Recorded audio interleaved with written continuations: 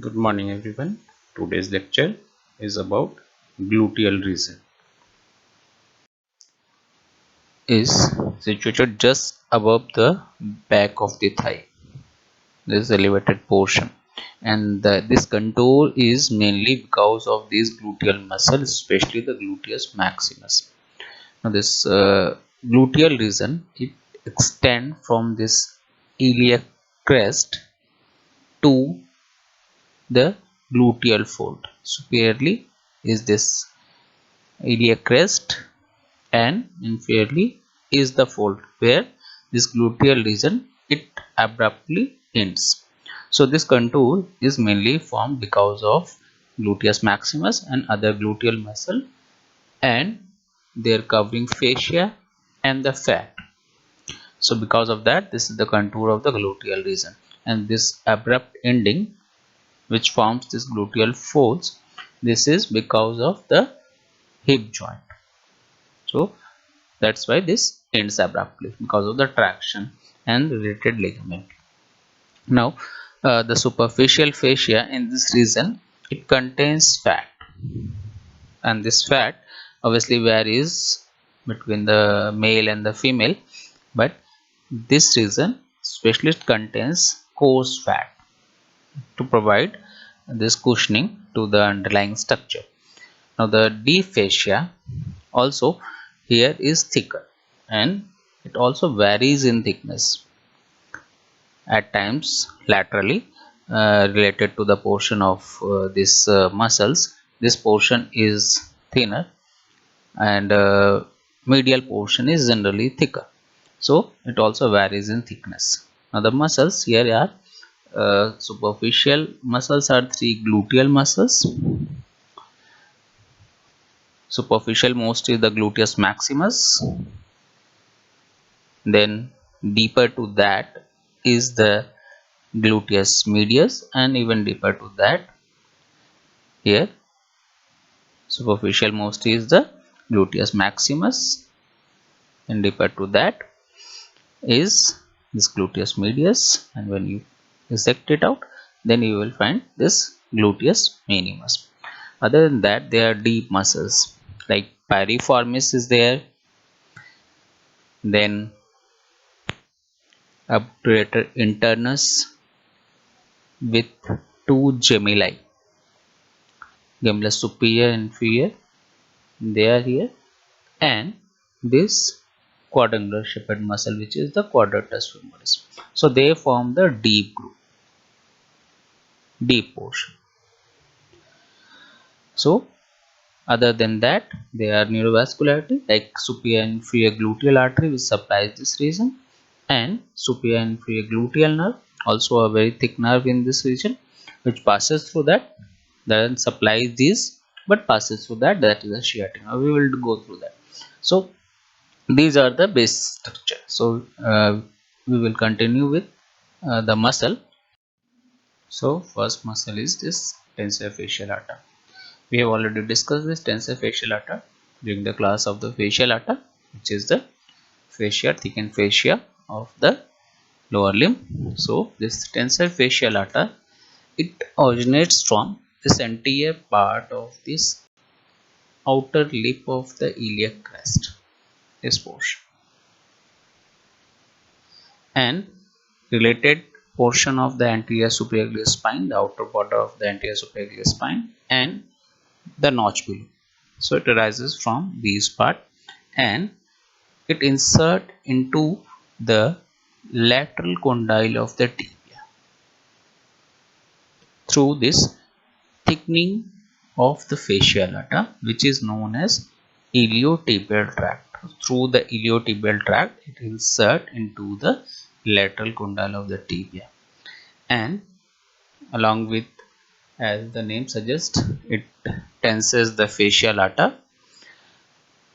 It is the hip flexor, abductor, and medial rotator at the hip joint, and it is the extensor of the knee.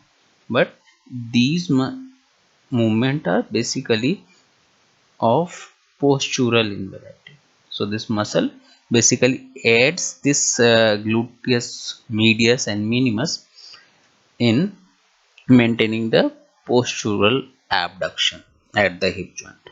So it maintains this abduction or help in the abduction to these gluteus medius and minimus. Now next muscle is gluteus maximus. So gluteus maximus, it is this muscle. So this is the largest of these gluteus muscle, and it is also the superficial most muscle. So this large muscle, it has this extensive origin. So it arises from this posterior gluteal line, then posterior part of the iliac crest, the aponeurotic portion of the erector spinae, and the related portion of the thoracolumbar fascia. Then this dorsal surface of the lower part of the sacrum, and just below is the coccyx. So this portion, the dorsal surface of the lower part of the sacrum and coccyx, also from the sacrotuberous ligament. So extensive origin medially, and then these muscle fiber, they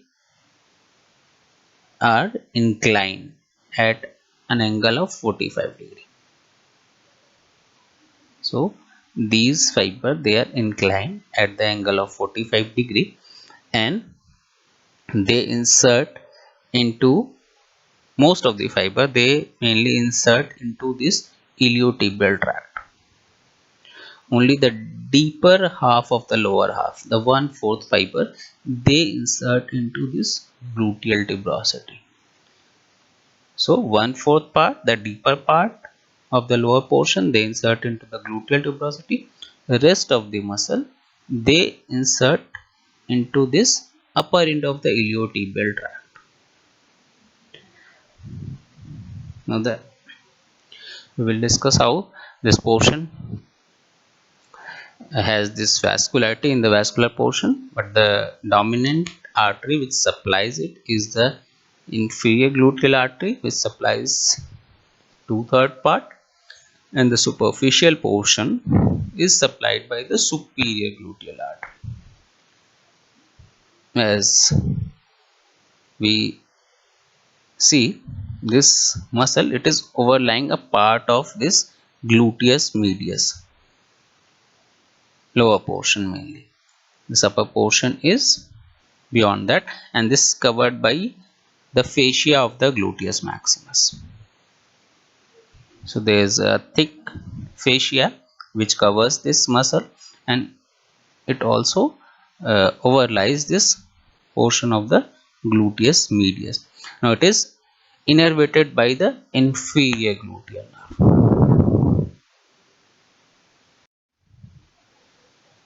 Now as we can see, the fiber, these are the this is the lower margin and this is the upper margin. This upper margin, here the fibers, these fibers are thinner fibers. So in the upper border the fibers are thinner, and this portion, from this portion the fascia extends. So this portion overlies the gluteus medius, and this lower portion, this free border, it slopes downwards and laterally at the angle of 45 degree, and this is the free border, and this is the thicker one. So here the muscle thins out, and here there is a bulk of muscle, it is thicker. Now about the movement. So it works on both side of this attachment, but obviously the main function is it is a powerful anti-gravity muscle. So the action is on the femur, it is a combination of lateral rotation and extension of a flexed hip. When the hip is flexed, or the angulation between this thigh and the torso decreases, it maintains it back. So it causes extension of the flexed hip. Now working from below, when the lower limb is fixed, then it works on the trunk. So it acts upon the pelvis, supporting it and steady the trunk upon the head of the femur. And this is especially obvious evident in case of standing on one leg or in case of the forward bending. Then this is more evident. Then you make yourself upright by the traction of this gluteus maximus. So this gluteus maximus, then pull this trunk back on the femur or back on the hip joint, keeping yourself upright. Now through the iliotibial tract,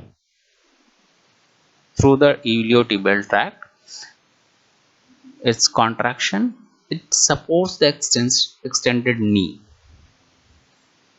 through the working through this iliotibial tract, and also it tenses the fascial artery because this portion is attached. This iliotibial tract is basically this thickening in the fascial artery, so through this it keep this fascial artery tense. Now this is, as we have discussed, this is a chief anti-gravity muscle during the action of sitting, or in that case it causes the controlled flexion of the hip joint. You abruptly don't sit, you sit generally in a controlled fashion. So this controlled flexion of the hip, this is maintained by the gluteus maximus. So in that case we feel it's a controlled flexion of that hip, so it maintains this extension. Its most powerful action is to cause the body to regain the erect position after stooping when we squat. So after stooping, by rotating the pelvis backward on the head of the femur, and in that case it acts with the hamstring. So when you squat yourself, you stoop yourself, then when you keep yourself upward again erect, then it acts with this hamstring and keep the trunk upright. So these are the function of this gluteus maximus, action of this gluteus maximus. And these muscle, the gluteus maximus, they are most developed in the human among all these primates, and this is only because of this evolutionary transition to bipedal locomotion as well as this maintaining the upright posture, and these require this anti-gravity action of this gluteus maximus. So that's why they are more developed in case of the human. And there are three bursa just lying deep to the gluteus maximus. These are the outpouching of the synovial membrane, and these are these to reduce the friction, because this tendon passes over the joint or these bony surfaces, so they reduce the friction. First is this trochanteric bursa. It lies between the gluteus maximus and the greater trochanter, because below that it is attached to the gluteal tuberosity. So this portion is the trochanteric bursa to reduce the friction. Then there is one bursa which is lying between the iliotibial tract and the tendon of the valgus lateralis. So to reduce the friction, here is the gluteofemoral bursa, though inconsistent, but this is the gluteofemoral bursa lying between the iliotibial tract and the valgus tendon of the valgus lateralis. And third is overlying this ischial tuberosity, ischiofemoral. So these are the three. Now next is the muscle which is lying just below the, or lying just under cover of this gluteus maximus. So not fully, a part of it is lying just under the cover of the gluteus maximus, and a part of it is lying below this gluteal fascia, which is originating from this upper thin margin, upper thin border of the gluteus maximus. So this portion is covered partly by this gluteal fascia and partly by the gluteus maximus, and this portion is the gluteus medius. This is the fiber, again fan shaped like the this muscle, extensive origin, and it originates from this gluteal surface of the ilium between the middle and this posterior gluteal, middle and the posterior gluteal line, this portion. And from this wide origin there is this portion which is tapers down, narrows down towards the lateral surface of the greater trochanter. And in this case, as it is evident, is posterior 1/3 is covered by this gluteus maximus, and this anterior 2/3 is covered by this strong strong layer of this deep fascia, the thick layer of this deep fascia, which is related to gluteus maximus. This is the gluteal fascia. Now the vascularity, it is supplied by the deep branch of the superior gluteal artery and innervated by the superior gluteal nerve. Now next muscle is the gluteus minimus. Gluteus minimus, anteriormost, again lying under cover of this gluteus medius. So it originates from this gluteal surface of the ilium between the middle and inferior gluteal line.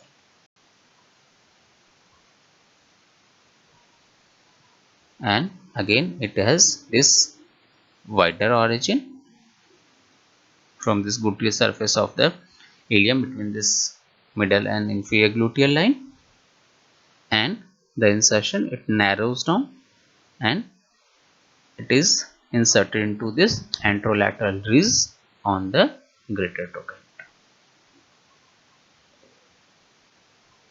And these fiber, they are in line with the fiber of this piriformis. So they are in the same plane. Now the vascular supply is by the superior gluteal artery and innervated by the superior gluteal nerve. Now the action of these two muscles should be discussed together, because they are having this, or they work in combination, they work in synchronization with each other, gluteus medius and minimus. So they have similar set of action, acting from the pelvis. When the pelvis is fixed, they abduct the thigh, and their anterior fiber, they rotate it inward rotation, because of this anterior fiber traction of it causes it the inward medial rotation. Now when this thigh is fixed or the lower limb is fixed, so acting from the femur, they play an essential part in maintaining the trunk upright, especially when the foot of the opposite side is raised from the ground, like in the walking or in the running. So in that case, it function along with this tensor fascial lata, and it maintains the center of gravity in line. and prevent the pelvis from sagging, especially on the unsupported side. So we will discuss it in the this postural or the supportive action of these two gluteal muscle, the gluteus medius and minimus, on the pelvis. When the contralateral foot is raised, it depends on these preconditions, like these two muscles and their innervation, which is the superior gluteal nerve, must be functioning normally. Then the component of the hip joint, which acts as a fulcrum, it must be in the usual relation, and the neck of the femur, it must be intact with normal angulation to the shaft. And when any of these preconditions are not fulfilled, like in case of the paralysis of this glutei because of this innervation is being compromised, or in case of congenital dislocation of the hip or coxa vara, or in case of the fracture of the neck of the femur, these supporting mechanism, they are upset and the pelvis sinks on the unsupported side, especially when the patient or the person it tries to stand on the affected limb, and this condition is clinically known as Trendelenburg sign or Trendelenburg gait, because the gait is the characteristic gait, lurching gait, and this is known as the uh, gluteal gait even, or the this is the Trendelenburg gait. When the person reaches normally, when the person reaches its 1 foot above the ground, then this gluteal muscle on the opposite side, on the supported side, it keeps this traction and prevents this pelvis of the opposite side from sagging. This side generally, because of this body weight, it sags because this leg is raised, so because of the shear weight it sags, and this is being prevented by the traction of the muscle of the opposite side, gluteus medius and minimus of the opposite side. It keeps that traction, obviously assisted by the tensor fasciolata. It prevents that sagging, and it maintains the anterior, this iliac crest or the anterior superior iliac spine, which is evident on the same plane, so it prevents that sagging. When these preconditions they are not fulfilled because of fracture of the femur or because of this weakened gluteal muscles, these pelvis on this unsupported side, because of this weight, body weight, it drops, it drops because this supported portion, this gluteus medius and minimus of the opposite side, it can't check that, it can't prevent them from sagging, so the pelvis of this unsupported side sags, it drops, and this is evident by this lurching gait or by this just raising the foot above the ground. This pelvis on the unsupported side it sags, and on the supported side it is above that. So the anterior superior spine of the both side, they are not in the same plane, and that is evident by this Trendelenburg sign, and the characteristic gait, which is because of that, is known as this lurching gait or Trendelenburg gait. So this is the function of this combined two muscle. Now next muscle is the piriformis. The piriformis, it is very key muscle because it provides the arrangement of all these muscles and neurovascular structure of the gluteal region, and because of that it is a very important muscle. So this muscle, it arises from the this pelvic portion. So it arises from the front of the middle three pieces of the sacrum.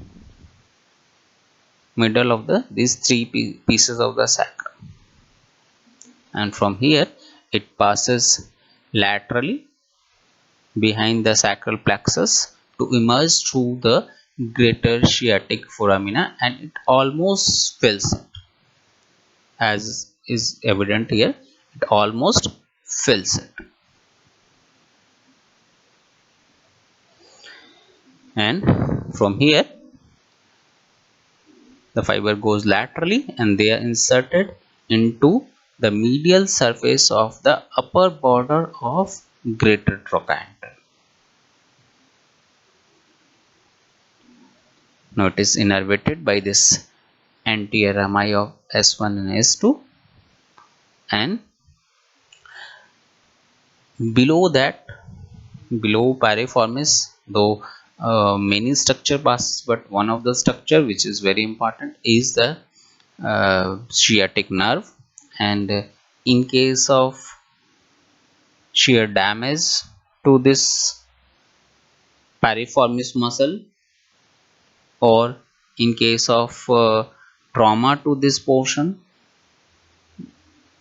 because of the inflammation it causes to piriformis, the nerve below is being compressed. The nerve below, which is the sciatic nerve, it is compressed, and that condition is known as the piriformis syndrome. So because of the tear in the piriformis, this nerve, sciatic nerve, is being involved, and that condition is known as the piriformis syndrome.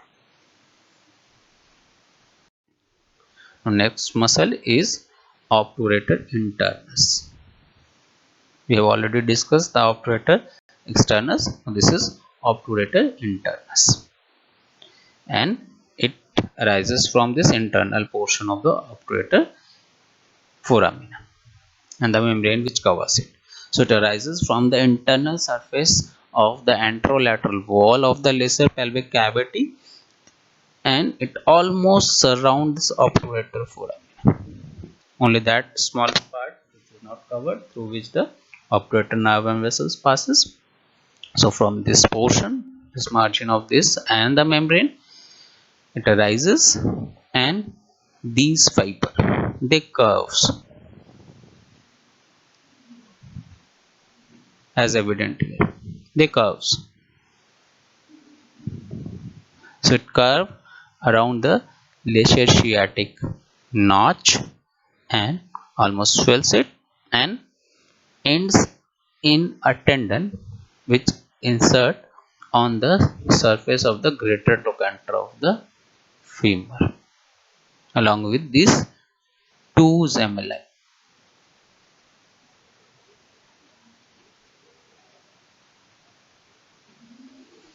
Now the intrapelvic part is supplied by or gains this vascularity from the obturator artery, but this extrapelvic part, since it is related to this gemelli, it is supplied by the gemellar branches of the internal pudendal artery, and innervation is by the nerve to the obturator internus. Now these gemelli in relation to the, here are the two gemelli. One is lying just superior to the obturator internus, one is lying just inferior to the obturator internus. Superior one is thinner, inferior one is thicker. Now this gemellus superior, it arises from this under surface of the ischial spine, and this inferior one from this upper margin of the ischial tuberosity, and their tendon blending with this midline obturator internus, tendon of the obturator internus, they are inserted into the this portion, upper portion of the greater trochanter. Obturator internus, this portion is tendinous, and this gemelli superior and inferior, they are fleshy. So that's how they are evident. Gemellus superior and gemellus inferior. In between is this tendinous portion of the obturator internus. Now the vascularity, the superior gemellus, it is supplied by the gemellar branches from this internal pudendal artery, and inferior gemellus, it gets supplied from this branch of the medial circumflex femoral artery. And gemellus superior, it is innervated by the nerve to the obturator internus, and gemellus inferior being just close to the in line with this lower lying muscle, which is the quadratus femoris, so it gets innervation from the nerve to the quadratus femoris. Now these smaller muscle along with this again quadratus femoris also, they are mainly the postural muscle. All these piriformis, obturator internus, even obturator externus, gemelli and quadratus femoris, they are mainly the postural muscle, and they are not work as these prime movers, rather they make these adjustments. So they are like adjustment ligaments which maintains the stability and integrity of this glute joint, which is the hip joint. So they are mainly these fine tuning type of muscle, or the ligament rather, their traction provide this fine tuning, postural fine tuning. Now this quadrangular shaped muscle, quadratus femoris, so it arises from this outer and upper aspect of this ischial tuberosity and insert on this quadrate tubercle. Quadrate tubercle which lie on this intertrochanteric crest, this elevation lying on this intertrochanteric crest, quadrate tubercle. So this is this quadrangular shaped muscle.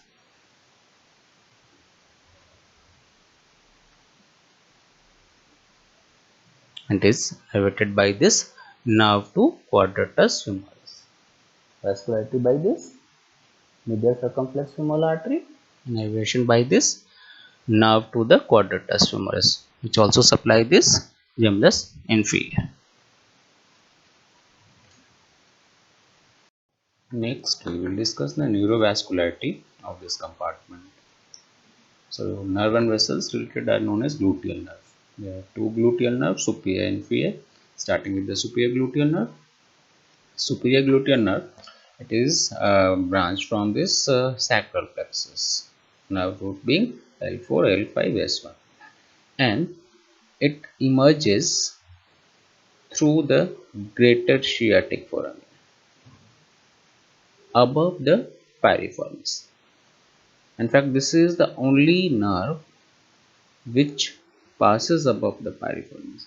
Rest of them passes below the piriformis. So the only solitary nerve which is passing above the piriformis through the greater sciatic foramen, this is the superior gluteal nerve. Superior gluteal nerve. And as it emerges along with the vessels, as it emerges, it divides into two set of branches, superior and inferior, and this nerve and its branches, they lie between the plane of gluteus medius and minimus. They lie in the plane, intermediate plane between the gluteus minimus and medius. And these two set of branches, the superior and inferior branches, they follow the deep branches of the superior gluteal artery, that also divided into upper and lower branches. So the superior one, that follows the upper branch, and the inferior, that follows the lower branch, lie in the same, and they supplies the branches to the gluteus medius gluteus minimus, and finally they terminate by innervating this laterally placed tensor fascial artery. And as we have already discussed, it's anomaly related to the superior gluteal nerve, since it supplies this gluteus medius and minimus, that can be assessed by this Trendelenburg sign or Trendelenburg gate. That's inferior gluteal nerve. It arises from this dorsal branch of L5, S1 and S2 of the sacral plexus, and it emerges below the piriformis from this greater sciatic foramen.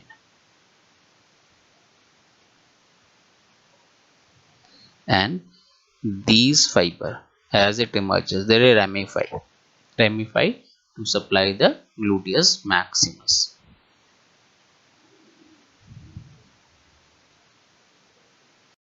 Now next is the superior gluteal artery. The superior gluteal artery. And superior gluteal artery, this is a branch from the posterior division of internal iliac artery.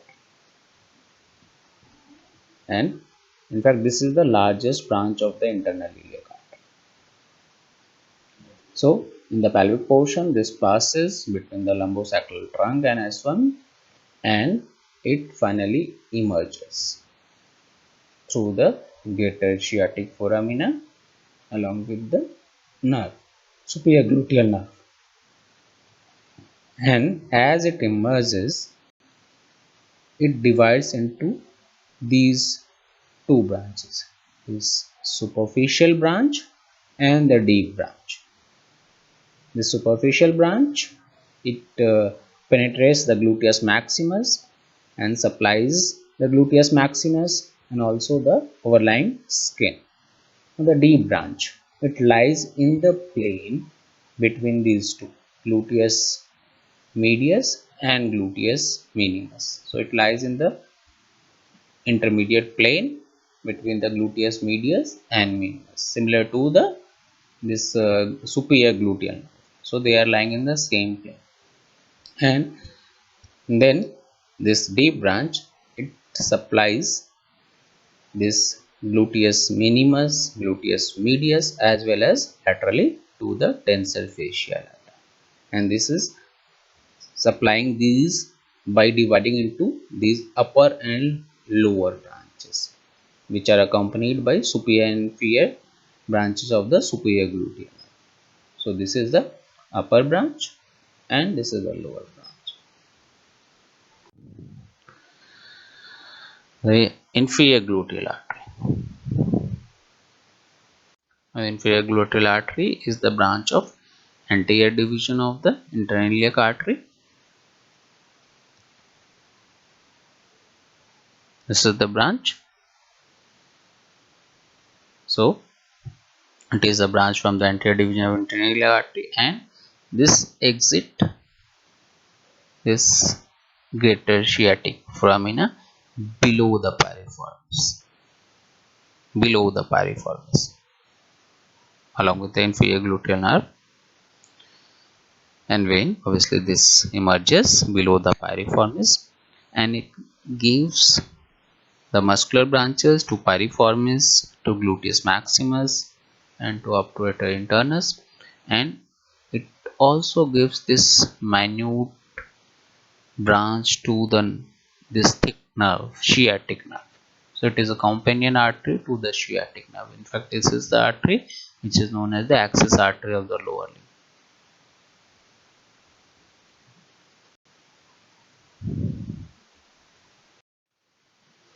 And there are two anastomosis that we have already discussed.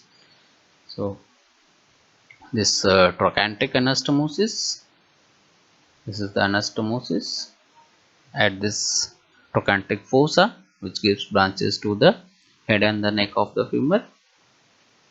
So this is formed by this branches from the superior and inferior gluteal artery, and medial circumflex femoral artery, and these lateral circumflex femoral, and even the first perforating artery. They sometimes also contribute to the formation of this trochanteric anastomosis. So this is the trochanteric anastomosis. And trochanteric anastomosis, here this branch from this superior gluteal artery, the deep branch, which further divides into the upper and lower branch. This lower branch, it travels towards this trochanteric fossa, and it anastomoses there and forms this trochanteric anastomosis.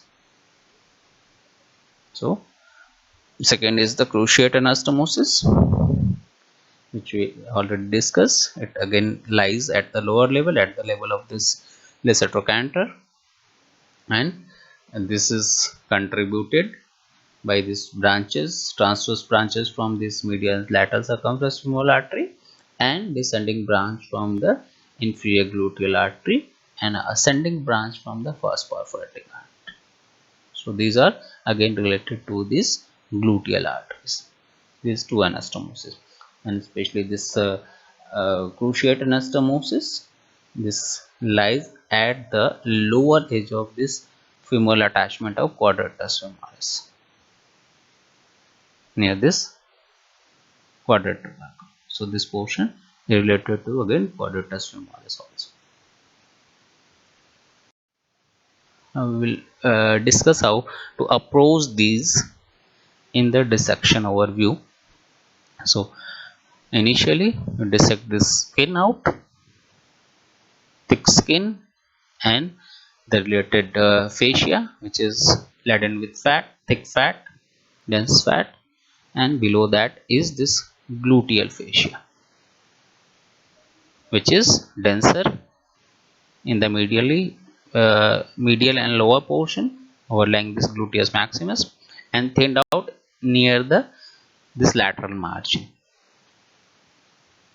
So this is the fascia. When you remove that fascia, this obliquely placed muscle, especially this lower border, which is at the 45-degree angle, this is gluteus maximus,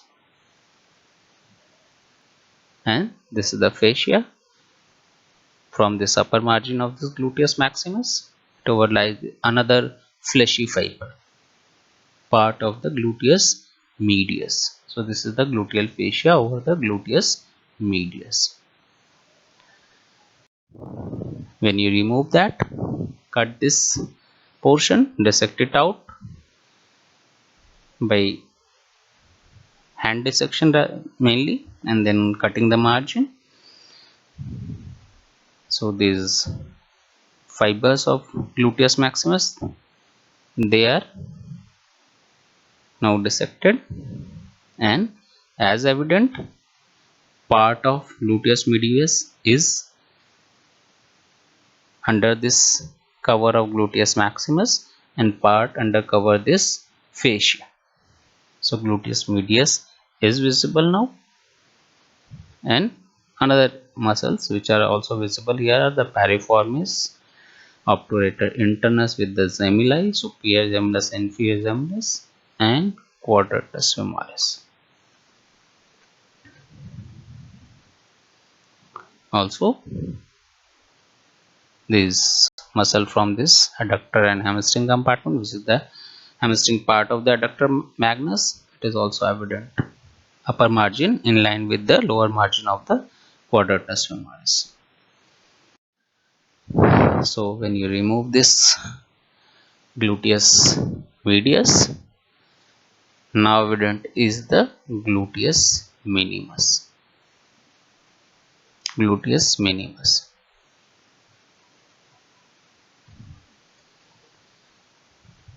And also now the clearly visible are these neurovascular structure. So note this muscle. First of all, this is the piriformis. Passing above the piriformis are these neurovascular structure. These are the superior gluteal nerve and vessels, supplying this gluteus medius and minimus. Then these are the neurovascular structure passing below the piriformis. Thickest of them all is the sciatic nerve. Then, as gluteus maximus has already been dissected out, now the nerve and vessels, they are only visible, and they are the inferior gluteal nerve and vessels, cut margin, and posterior cutaneous nerve of thigh, then nerve to quadratus femoris, nerve to obturator internus, and there are few structure which are visible. They are passing from this foramina, greater sciatic foramina, below the piriformis, and then going towards the lesser sciatic foramina. These structures, they are pudendal nerve and internal pudendal vessels. So they exit through this greater sciatic foramina below the piriformis, and then briefly they appear in this gluteal region, and again they re-enter into the pelvis through the lesser sciatic foramina, as evident here. And here they lie over this ischial spine.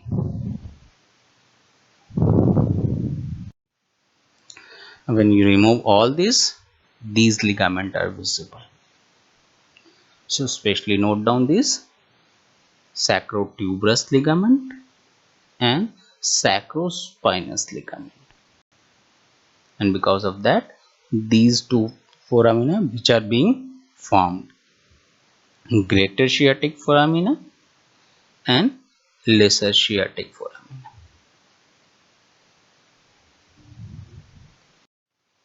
Here, greater sciatic foramina and lesser sciatic foramina. Ligament sacrotuberous and sacrospinous. So these convert these two notches.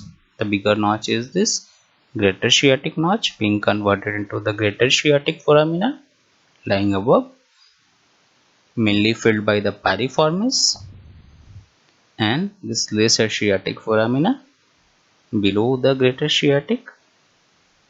This is mainly filled by the obturator internus. So these are the foramina, just a brief outline.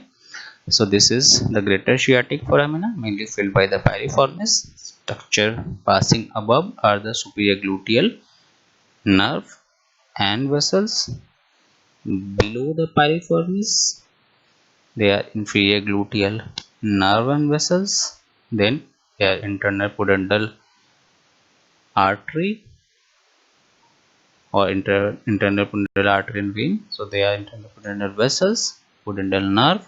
They emerges here, make a brief appearance here, then passes through the lesser sciatic foramina, again goes into the pelvis. So structure are internal pudendal nerve and vessels, then a thick nerve which is the sciatic nerve, then posterior cutaneous nerve of thigh here, and there are two nerves which are nerve to the obturator internus and nerve to the quadratus femoris. Then lesser sciatic foramina mainly filled by the obturator internus and the internal pudendal vessels and pudendal nerve, they goes into the pelvis from this gluteal region. They enter into the pelvis.